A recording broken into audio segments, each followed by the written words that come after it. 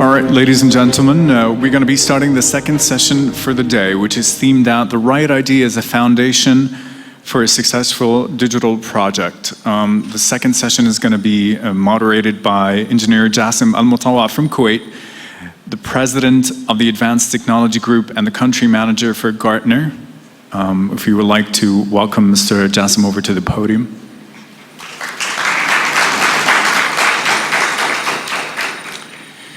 Joining our moderator for the day, Mr. Jassim Al-Mutawa, Mr. Abdullah Al-Zaban from Kuwait, founder and CEO of Lamba Inc., and Mrs. Stephanie Turber from Switzerland, co-founder and CEO of Comfy Light.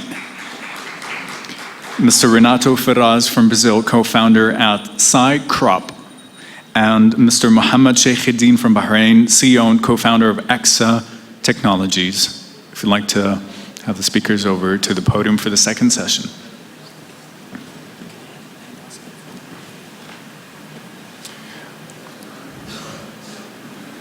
So, we'll let Mr. Jassim take it away for the second session. First, I'm going to create the same interaction activity we did in the same idea of the voting. How many of you have his phone with him? Can I see who's going to participate? Has his mobile or his hand up? Okay, so we're going to have some pressure on us by you controlling us in the discussion. We are very happy to have the team today, and as the subject is an important subject, an idea. So how many of you have an idea? Can I see hands? Who has multiple ideas? A lot of people have multiple ideas. Who has a technology idea? A good number. Very well. So you're in the right place at the right time. So we like to welcome you all, and you have been, innovative in making, your life focused on the ideas that you carry.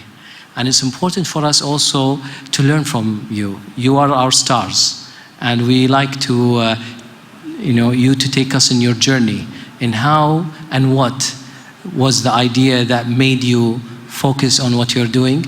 And also, if you can tell us, when did you know exactly that the idea that you carry was the idea that you wanted to determine your life around? Can we start with you, Abdullah?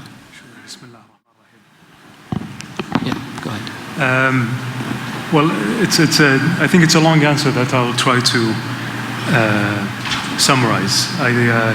The idea of starting Lamba, which is an Arabic mobile gaming company, took place, or rather transpired in the beginning of 2012. But what's important is to note that it took 10 years to culminate into an idea that I took action on. So in the past, before I started Lamba, I was working in the finance industry. I was in private equity in the region, working with a bank, National Bank of Kuwait. If you put the microphone next to you. Yeah, sure. And during those years, we were focused on looking at this market. We acquired a few companies in Saudi, Turkey, Masr, and our focus was consumer companies. So I got to understand the macro environment of this market, and I got to understand the importance of the young population. So with that, I had, a mental model of what the market is, which is predominantly young. 70% of the population is under the age of 30. Very much sort of hungry for content. But I slept on that, and I didn't really take any action on it for a few years because I didn't feel that the market was ready at the time. And that was back in 2008. But then a few years later, after finishing graduate school and working in Silicon Valley in San Francisco, and during that time I was working with a consulting company. We were advising technology clients in Silicon Valley. And I got to interact firsthand with some of the biggest technology companies and understand what the opportunities and what the threats that are opposed to this industry are. And that's... Can I pause you here? Sure. What was the things that you learned out of engaging in the Silicon Valley, that environment that created for you a chance to learn from, as you mentioned, the companies, the people that you went in discussing your ideas? What would be the things that you can say contributed mostly into? Well, I mean, I spent about, I would say, 2 years in Silicon Valley attending, I would say, meetups, conferences, meeting people, and really sharing some ideas that I've been thinking about, just to see if there's some sense of validation from the very smart, I would say, ecosystem that's in Silicon Valley that would say, well, this makes sense or this doesn't. And it culminated in the idea behind Lamba, which is culturally relevant Arabic mobile games. After I met an angel investor in Silicon Valley of Arab origin, he's American, and we started talking about this for a year. And what we both concluded was this market, which is predominantly young, 300 million people in the Middle East and North Africa, was severely underserved when it comes to Arabic content, entertainment content. But what's most important is this time around, there is actually a vehicle to actually reach this audience, and it's smartphones. And it started at the time in 2010, 2011, we started seeing the adoption of smartphones taking place in the GCC, but it was obvious that it will spread to the rest of the region in North Africa. Okay. So we thought that game as a vehicle was a good way to start, to reach this audience, and we would create Arabic games that are culturally relevant, and we'd distribute them exclusively on the mobile platform, both on Apple and Google. So that was the conception of the idea as a result of, I would say, data points that I've collected over the course of 10 years. Excellent. Stefani, what's your story? That sounds like a long journey, and same for our idea, Comfy-Lite. So we started, my co-founder and me, we started as PhD students already back in 2012, autumn 2012. I quit my job to really dig into research first. And I found in the research lab a very inspiring environment, which helped me a lot to create ideas and also have the, to take the decision to step back from research and continue as a startup.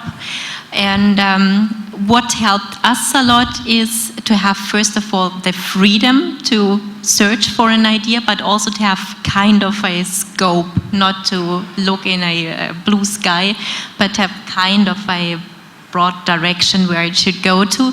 In our case, it was smart home. We had a good collaboration between the university and Bosch Corporation, and they told us they would be very interested in learning more about Internet of Things and its potential in the smart home environment. So smart home was our tagline. And Marcus and I, we had all the freedom to define super interesting products. And an important factor in our case was that we found a problem and understood the existing solution around the problem. So I think it's very important to, as a starting point, to find your niche where it's worth to dig into and get deeper. When you said you decided to leave your job, quit your job, that was a very tough maybe decision, but it was based maybe on your belief. When I quit my job, it was the belief that there is something I'm striving even more for that without knowing Comfy-Lite at that time. Okay. When I quit the job, I had no idea or not enough idea about the Internet of Things, but I just realized how important this is for corporates to make the change and get the transformation done. But at the same time, I couldn't contribute because I'm not a computer scientist. I'm an economist by training. Okay. So for me, it was also a kind of investment, quit my job, get back to research, and to dig into the Internet of Things. My PhD topic was previously what are the new business model opportunities in the light of Internet of Things. So Excellent. Finally, Comfy-Lite is the result of it.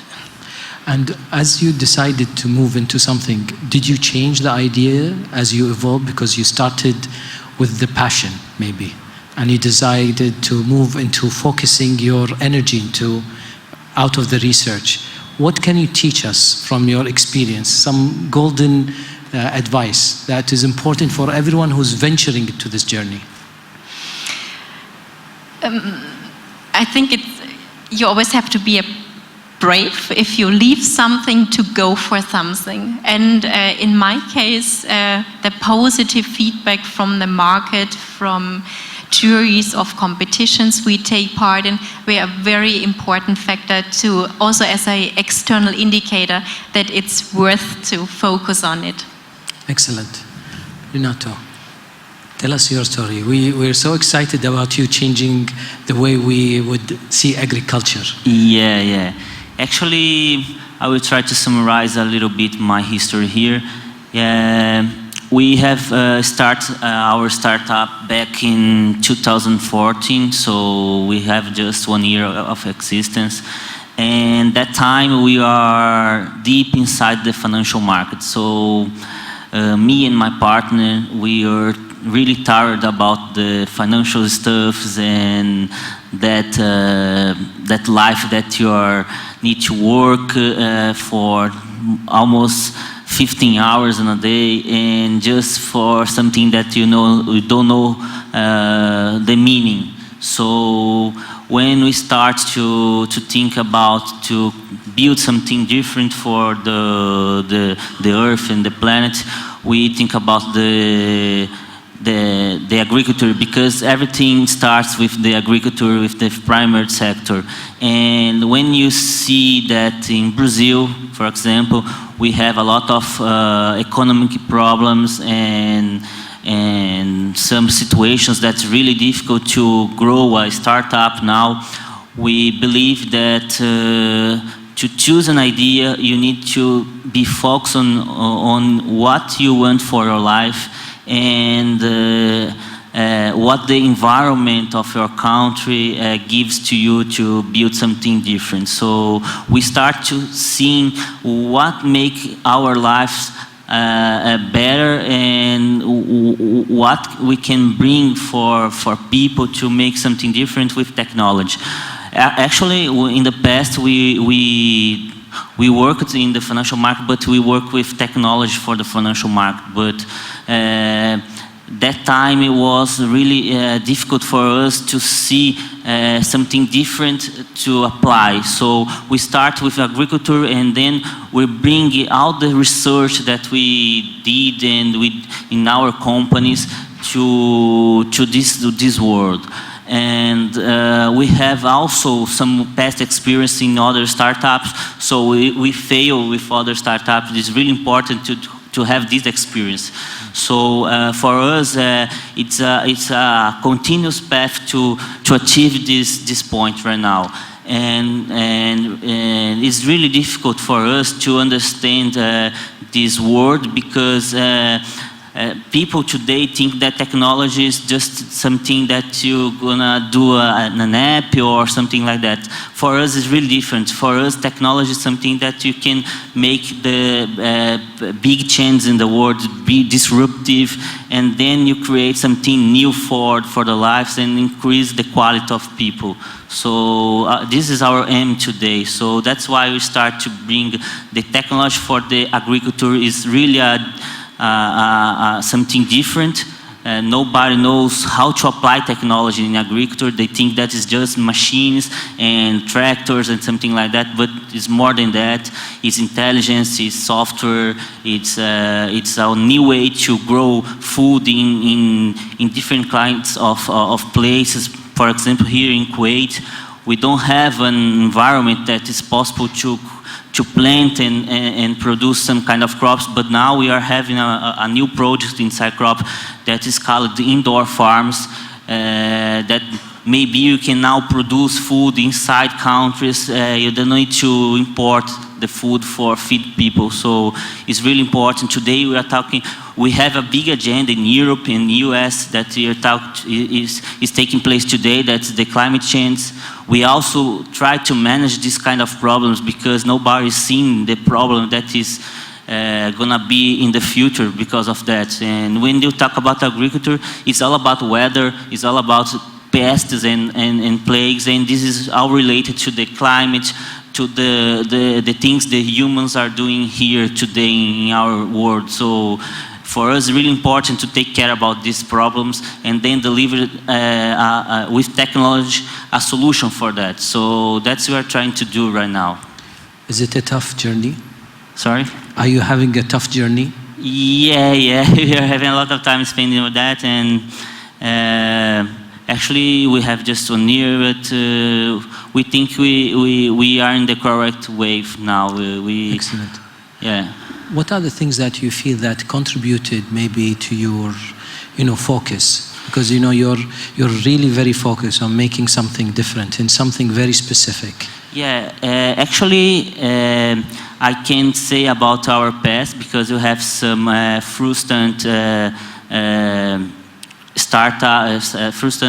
experience with other companies. We have, of course, investment from big companies to build something really different, but that time the environment was not prepared for our solutions, and this is really frustrating. But when you see that the things are going well, the people are believing your idea, you start to focus even more in your solution. So today, if you are talking about Brazil, for example, the country are really focused on the primary sector because the other sectors like the financial market, like the service economy, they are not really well for investment. So for us, it's really important to be focused on this way. And of course, because of the agenda of the world, everybody now is talking about the food production, about the high stress that we are having, this kind of stuff. For example, in India, we are having a lot of climate change that are destroying all the crops. In China too, and this kind of place, they feed all the world. If you talk about food production, 80% of the world food production comes from the family farmers, not the corporate farmers that we have in countries like USA. So we need to invest in this kind of people from undeveloped countries, people that are suffering a lot now. So that's why we are really focused on our idea, because we know that we have this experience in Brazil, and it's really good for us because we have we can prove with data, we can prove with our experience that it's work, because we are working with this in Brazil. Excellent, thank you. Mohammed, take us into the cloud and of your idea. What took you to the cloud? Okay, I'm going to start with something that might be a little bit counter to the, how should I say, the environment here. Every journey is quite serious, but our journey started with games. We were gamers in the university, and we were debating how to make faster computers that could actually have us more competitive edge in games again. Then the debates became technical. We were computer science and computer engineering students. We went deeper into the hardware of those games. And in one eureka moment, I heard that British Petroleum was using the very same part that accelerate our games in the labs. So I thought that would be a very good, how should I say, opportunity to make money out of the gaming device that I had. And now every single supercomputer in this world is using this gaming device. So that's exactly where we started. What brought us to the cloud was the idea that Amazon Web Services started to provide this gaming part in their supercomputing machines that they provide over the cloud. And it was, how should I say, a pivotal opportunity for us to use those very fast machines from our homes without actually needing to buy them. Because that how should I say, it was a turning point in computing, because at some point of time you are providing more performance without actually needing to have the capital. Hence, we would have more, how should I say, pricing, competitive edge over our competitors, price-wise and performance-wise. So it started with games, and now it's providing supercomputing technology over the cloud. Did it help you had these colleagues who were challenging you maybe from the gaming environment? Did they go with you on this journey? Did you find people who were willing to take this challenge of carrying your idea with you? They are still my co-founders. Excellent. To this date, yeah. So you still debate with them on where to go and how to do? We don't play games as much. Okay. But definitely, yeah, we still debate on which more important debates, if I may say. How important is it to have these partners? What is the things? It is very important, because especially in this part of the world, unfortunately, we don't have people who would, first of all, lose their jobs to go and have a full-time work on a full-time startup, and they would be, how should I say, totally interested in something that might not be proven yet. And that's why I was very lucky in finding my co-founders, because first of all, we had the chemistry going on from the gaming part, and also we had a natural frequency between us that we would understand whatever action we would take without meeting and explaining why we're doing so. So having a team and that's working in synergy and in the same frequency is very important to a startup. It's important to find. It's not easy to find people who can be that in sync with you, to think without guiding, and I think it's important as a factor. It showcases you all have partners, and it becomes very important. Stephanie, you mentioned that you had your partner also in the research. How was that important to you? In our case, we are very complementary partners. Marcus has a background in computer science and engineering, which is a golden background in the Internet of Things, just combining hardware and software or the knowledge about it in one person. But just the idea, just the technology is not yet a startup. So I'm representing the business part of the startup. I started developing financial plans, the business modeling and all stuff behind when Compilite was at a very early stage, also when it comes to building an ecosystem. So I think it needs more than one technical perspective, and so I think we were very complementary, and without this, with the two of us, the idea wouldn't exist as a startup.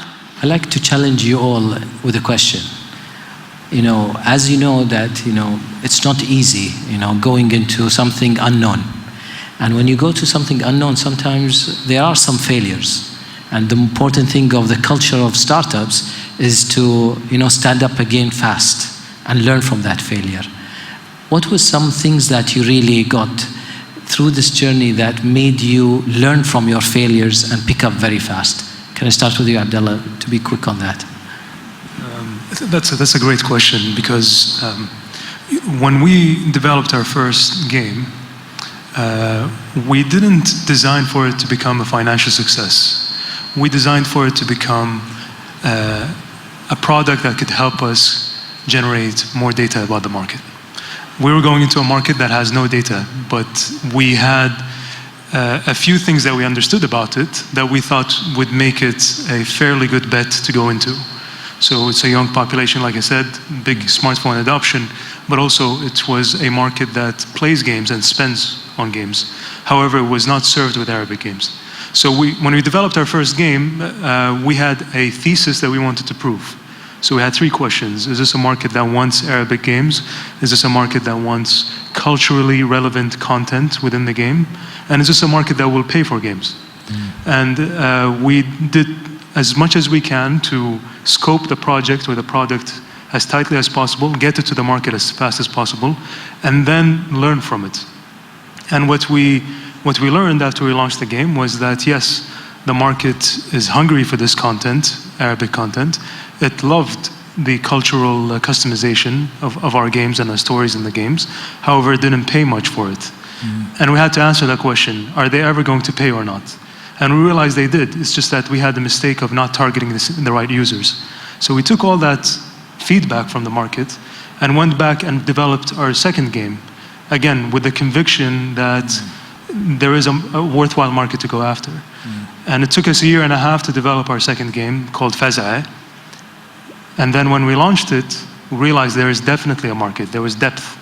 And when we were the first, back in 2012, our game was the only, I would say, Arabic titled game in the App Store.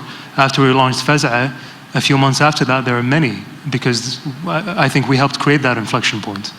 But we also helped validate that this is a deep market that you can make money from. Excellent. Mohammed, you have a story of you focusing maybe and moving towards Japan. You know, what made that change in where maybe you struggled also in a certain point and managed to overcome that? Honestly, the Japan thing was totally unexpected because I by mistake met a colleague from my ex-job, and he told me that Bahrain has an Economic Development Board Bureau office in Tokyo. So he told me that you never know, and just he would like send an email and see how it goes. Then he told me that he can set up a meeting for me for a computer graphics magazine over there. So I went to them to like just assess the opportunity, not like, how should I say, having any kind of hopes. Because as an entrepreneur, you have to go and grasp every opportunity you have, even with the slightest hope. So the magazine editor told me that there was no such service as EXA in Japan, which was mind-blowing for me because all this graphics coming from Japan has no processing facility. And from there, I had the biggest problem wasn't business or technical, it was language. Japanese people don't talk English and they do not want to talk English. So I had to learn some, and we have now a Japanese version of EXA. And we have a local guy there, he's a Japanese, and he knows the market, helping us out with striking the deals and negotiating with the local studios. So that's what we did to how should I say, amend what we had in the cultural difference. And honestly, that's the essence of a startup. You have to go and figure out the problems, whatever they are, technical, cultural, or business. I can see there's commonality. Abdullah, you mentioned you listen to your customer and you build something for the next. You're saying localizing is becoming to the target market.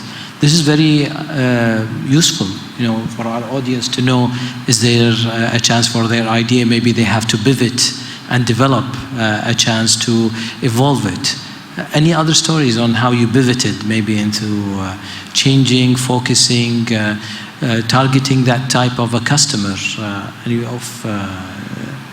As that problem? It was not a big pivoting, but what we found is that in our case, B2B could be even more important than B2C. So we use B2C to be more attractive for B2B partners, but this is a very important lever for Confilight in the near future to collaborate with complementary partners like insurance industry, with insurance industry, for example, and not kind of a pivoting, but more setting different emphasis. Excellent. Yeah, we have more or less the same situation with Cycrop. When we started our idea, we start to tackle only with farmers. And we know that the farmers are old school. They don't want new technology. They don't believe even in technology. So we start just to sell our speech like just download our app and we're gonna deliver the world of crops for you. And when we start the strategy to monetize our idea, we saw that the guys will not gonna pay us for this. And then we start to understand all the supply chain of the agriculture, and you see that you can make a lot of partnership with the guys that work in this ecosystem. So now we start to have a B2B strategy. We have as our clients insurance company, credit banks that pay us to install our softwares and our stations inside the farmers. And with this, we can deliver the solution for free for the farmers. So we understand with our failure, our first failure, that we needed to understand the real, who is the real client for us. We have two clients. One client is the B2C, that's the farmer that they will increase our user base, they will increase our startup ecosystem, but you need to also understand who is gonna pay for the service. And this is a really good thing to start think when you are having a new idea, because you need to identify who is the correct target for you. There is a target for start the idea, that's someone that you need to understand how is the ecosystem. So we start with the farmers to understand how is the agriculture in ecosystem. So with this was good, but when you start to think about the monetization, we start to think about the strategy of your company, you need to think in how the other stakeholders. And then with these partnerships, it's really important to do in the first time, because they will help you to grow your idea. So for us, it's a good thing to have this failure in the first time, because it helps us to understand how is going to be our strategy for the long term of our company. Excellent. So. Yes, if I may add, yes. About pivoting the startup idea, I believe that having the, how should I say, more honed down idea from the first place is more important. What's helping us out in EGZA is that we found out about a time where older technology was getting deprecated and new technology is replacing that older technology. Hence, how should I say, resetting the competition. And now big companies have to relearn the new technology as us. And we're a smaller startup, so we can move faster. Right.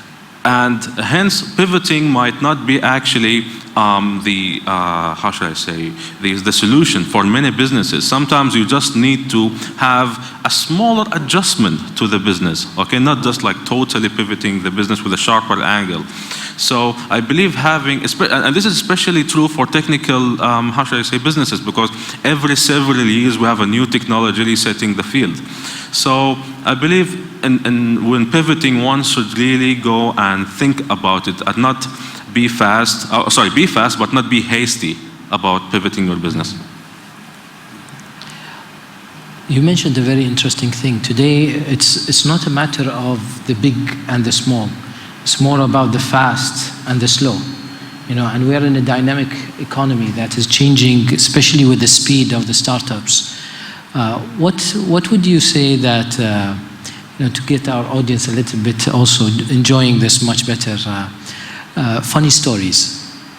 Something that would be, in this journey that is unexpected, that just caught you by surprise. It was extremely, something that you can share with us. Not to humiliate yourself, but, I mean, I think for us, it's, going back to gaming, it's the power of building communities outside of these games. And this is indirectly a result of what we have been doing. So we've been seeing youth across the region, especially in the Gulf, getting to know each other and finding a platform to meet each other and get to know each other between Saudi, Kuwait, Emirat, Qatar, Bahrain, Oman. And one anecdote, one story that I found quite amusing was, one of our most active users or players, he went to a government ministry in Saudi to get something done. And, it was taking quite a while, and he was sitting at some manager's office and he was playing the game. And the manager saw him playing our game. And he said, "Oh, do you play this game? And what's your name in the game?" And he told him, he's like, "I can't believe it. I admire you because you're one of the top players, but also, we actually have interacted at some point." So, so he went on to help him actually, finish whatever he needed to finish, but also establish a real life connection with someone who he met actually on the game. So I think it's an unintended consequence of a virtual community that we're building as well. Excellent. Okay. I think Engineer Ali would enjoy that story, sharing it with your colleagues back in Saudi Arabia. A surprising thing in our startup life was before we decided to found a company, because establishing a company, an investable company, is pretty expensive in Switzerland. It's honestly 100,000 Swiss francs, so almost the same in US dollar, to be attractive for investors. Who has this as a PhD student? At that time, we applied for a competition, and as we won this competition, we had already half of the sum to finally be able to establish. And these were moments where we said, okay, so we definitely have to establish the company. So it's excellent, very nice. Yeah, I have a really funny history, and it's about an experience in the first time we met a farmer, and we were trying to make some experience with our MVP. And of course, we have a lot of products, and we bring with us everything we have. So something that's really interesting when you are starting a new company is to test everything you have. So we bring with us the software, the hardware, and even our drones. And when you arrive in the farm, first of all, the farmer thinks, well, we are not from this planet. He thinks we are aliens because we have a lot of equipment that they never seen in their lives. And when we start to install our station, it was okay. We showed all the data with our dashboards. But when we launched our drone, they thought that it was something that we were gonna destroy the crops and something like that. So they start to shoot with guns the drone just to make it stops and go to the down. So it was really fun to test that this kind of product will never work with these guys, with this kind of clients, because they think that is something that is gonna destroy the crops and something that is really from the other world. So it was really funny to test this sentiment from our clients. When we just launched the drone, they think that we are gonna start to do something that is really damage the crop and something like that. They just pick up the gun and start to shoot the drone. It's really incredible to think this to happen in a normal situation. So it was really funny to see that the reaction of the client. Good. Hamid, any stories on your side? Maybe an ironic story, not funny or something. Okay. One of the Japanese studios, okay, they had some really hard time trying to get on board our business. We had lots of problems trying to convince them. But later on, I met this Japanese guy who's helping us now, and he tried to explain to him that now they're needing to render in 3D, like so double the frames. And now they need to render in 4K and sometimes in 8K. They need to do it fast and what. So little by little they started to get convinced. But later on, when they were how should I say, trying the service, the guy was jumping in his seat after he saw the price, because the US dollar is now up, so the yen become cheaper. So he was really happy about the price. So I thought that perhaps we missed the pricing part when we moved to Japan, because that didn't occur to my brain, honestly. I'm just a programmer. So it was so hard to convince the guy, and even when we got to convince him, he's getting the better deal. So it was kind of ironic, but it's good. It's good for business. There was mentioning, competition. Startup competition, and mainly, we got to find you out of looking into the startup competitions in the world, and this is how we reached out and invited you here. And it's important also for us to see your side of the story. You are the winners of these startup competitions, and what made you, learn? What did you learn out of these? Did they reform you? Did you as your focus on a competition, it made maybe something to your idea? Was there certain feedback you got from time to time on these? Because this is going to be important. And what advice do you give our audience if they want to, focus on looking at these competitions as part of something important? For us, this was a decisive step in our startup life. Because the members of a jury are often diverse. So there is a technical guy, there is one with startup experience, and a third guy understanding the smart home market excellent.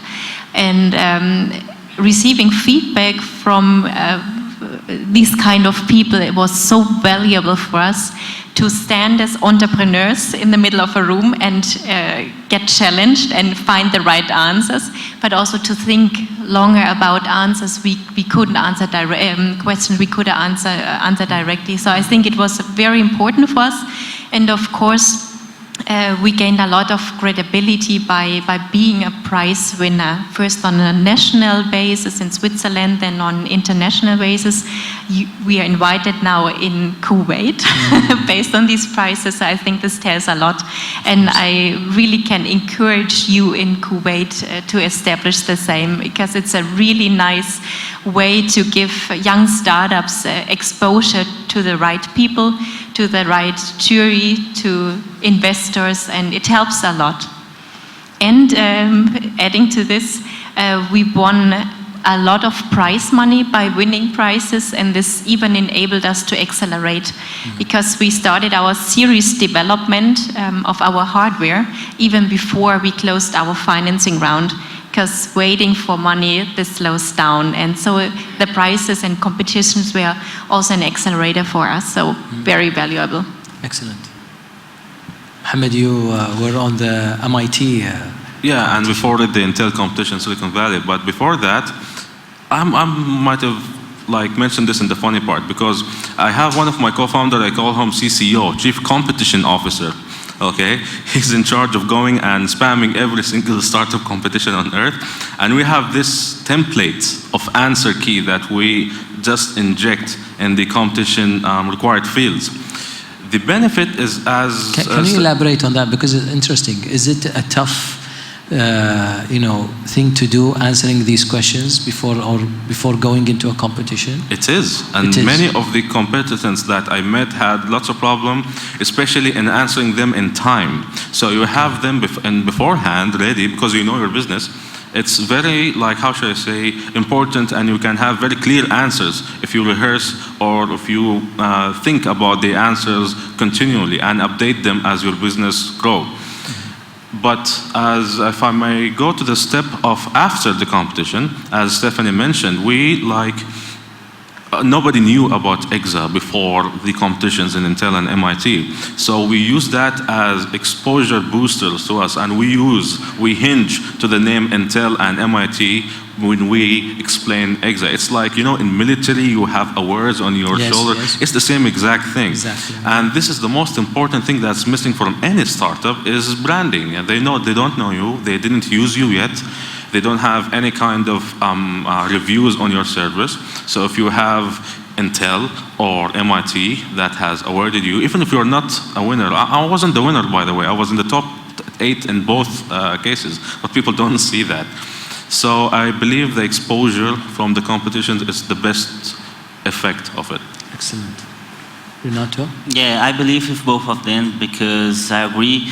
And the most important thing when you start a competition is, when you go to a competition, is the feedback, as Stefan said, and the exposure. Because with the feedback, you can understand more and more about your product. We can make a little bit adjustments for the public, because this is the mentor for your startup. So it's really important to go to any kind of competition, any kind of place in the world to see how people understand your idea, because with this feedback you can even improve your products or make some adjustments. And on the other hand, the branding and the exposure is really important to get investments. For our talking about our experience in the second competition that we we got some network and contacts, and was our first seed investment in our company. So for us, it was really important to go to this competition to access the funding and the angels network to invest in our company. So for this, I think it's really important to accept any kind of situation, any kind of competition, go there and just see what's gonna happen. So we're gonna try and see those people, because they will teach you something new, or you're gonna have new connections in the future that gonna help you in any kind of situations in your startup. Okay. So, Abdullah, you have anything on this? I mean, we didn't participate in competitions per se, but I think our market is our competition, right? It's between other players in the market, but also our users. And what we realized a year into starting the companies, you know, the feedback from our players is seminal. So we actually built a team of 8 customer service representatives, mostly students, Saudi, young male and female, part-time. And they help us interact with our players on social media as well as within the game. Nice. And every week we have a list of top requests or feedback, and we integrate them into our product development. So I think it's just another way to get great feedback about your product. I like to take the point of the investment. You know, you mentioned the investment. And what would you advise people who have an idea? What to do to really become a chance for attracting, you know, smart money, let's say. Because you don't need the regular money. You need people who can come in with a lot of value to you, open up chances and opportunities. What are the things that you went through, shaping up at least yourself, learning from some experience? I know the audience, some of us in the group here, they have ideas. You know, we saw their hands up there, and they need our help. So what would you do to tell them what to do and how to help them? Go ahead. One of the most intelligent answers that we got for this question was the Intel competition. A guy who used to work for Google told us that whatever the valuation or the money you're getting, get an investor from your domain expertise. Somebody who could understand your business and he understands the market. So if you have a very good valuation and a very big sum of money from a real estate agent on a technical startup, the benefit will be short-lived. So definitely domain expertise is the most important thing in the investor himself. Something else that I learned after being very nervous with investors is that investors do need startups as much as startups do need investors. Because if they have their money like lurking in banks, they're losing money by inflation. So when a startup, entrepreneur thinks with this mentality, he will have more, ammunition when he's negotiating the deal. Finally, I hope there's no investors in the room, but go to Silicon Valley.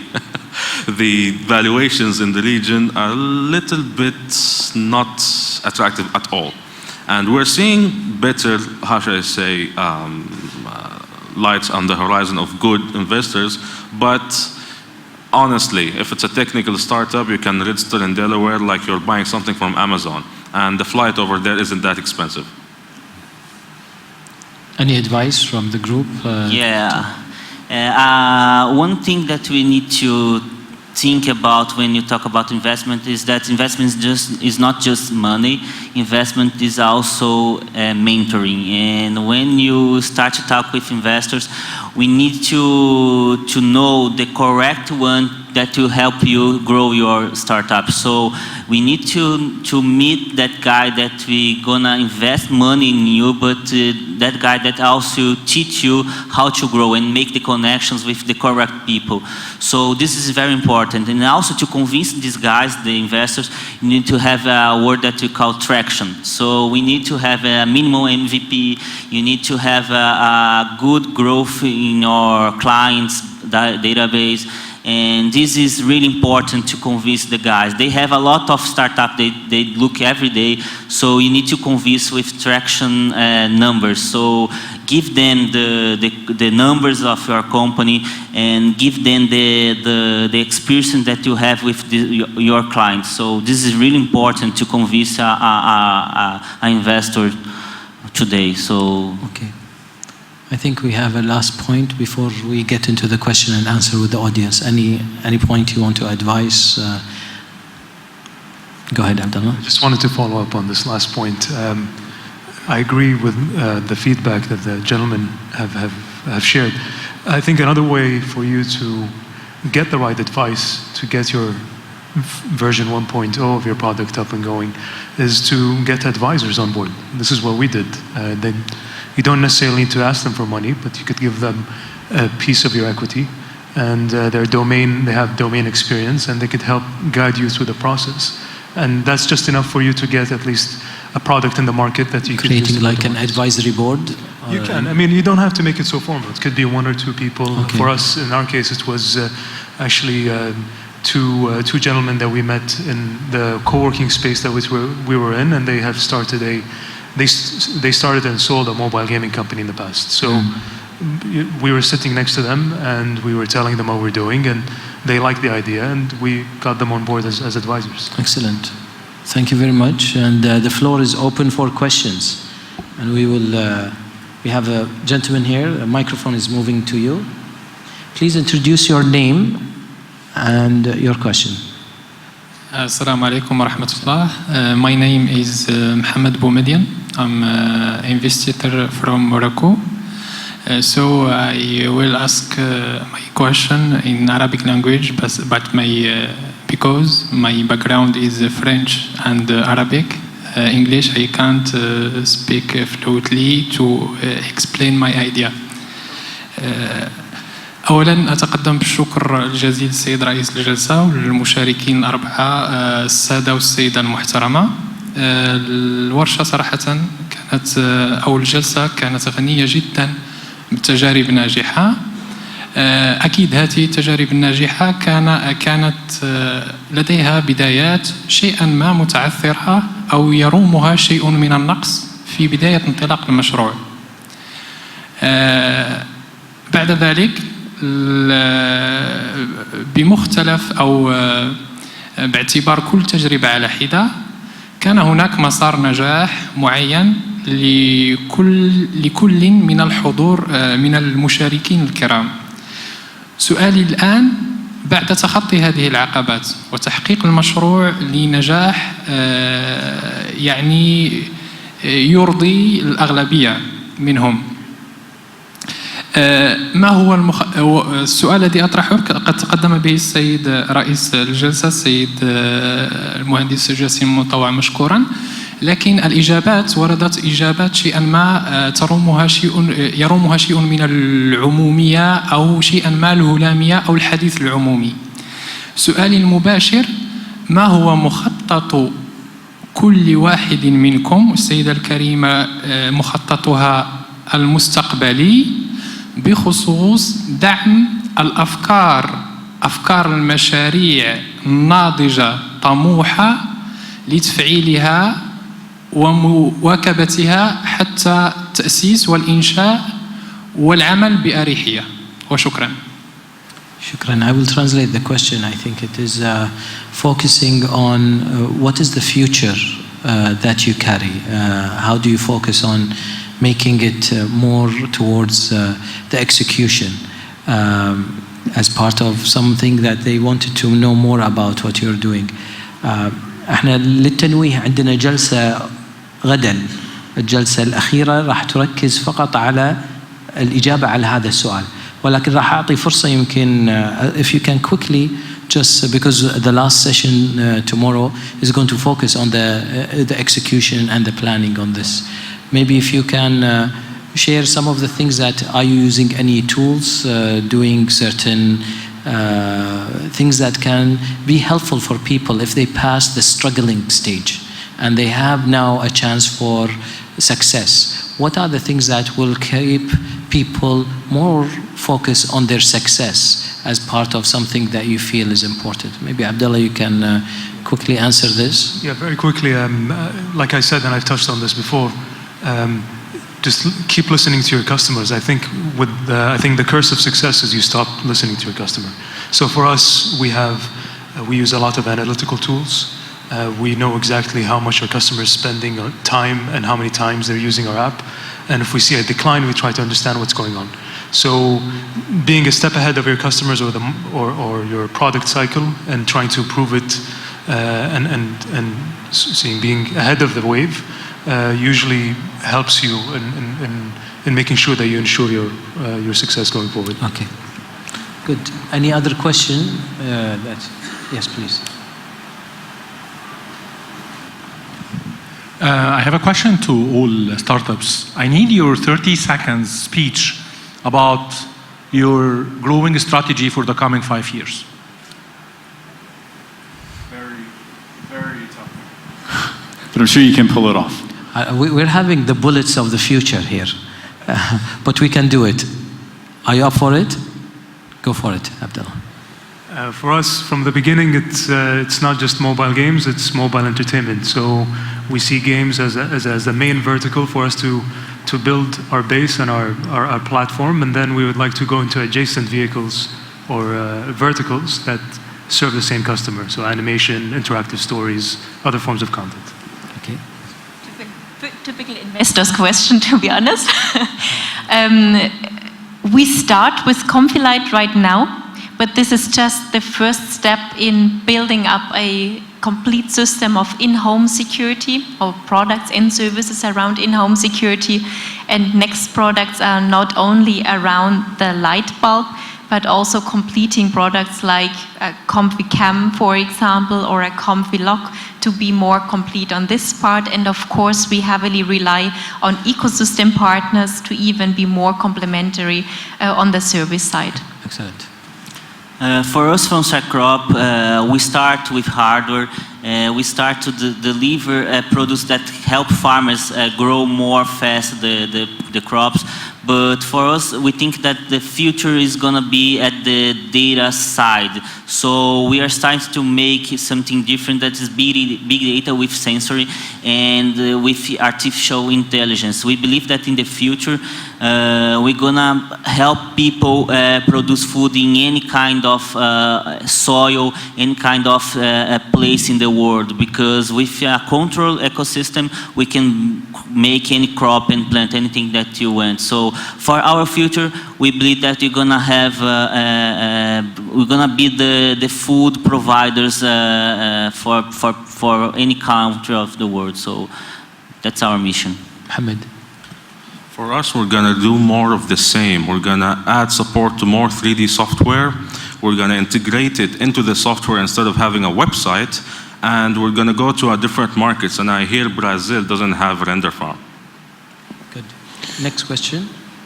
I think it'll be good to have the last question, make it short and sweet as well. So try to make it as short as possible, so that we can wrap up the second session. Husseini, IT manager in Al-Babtain Library.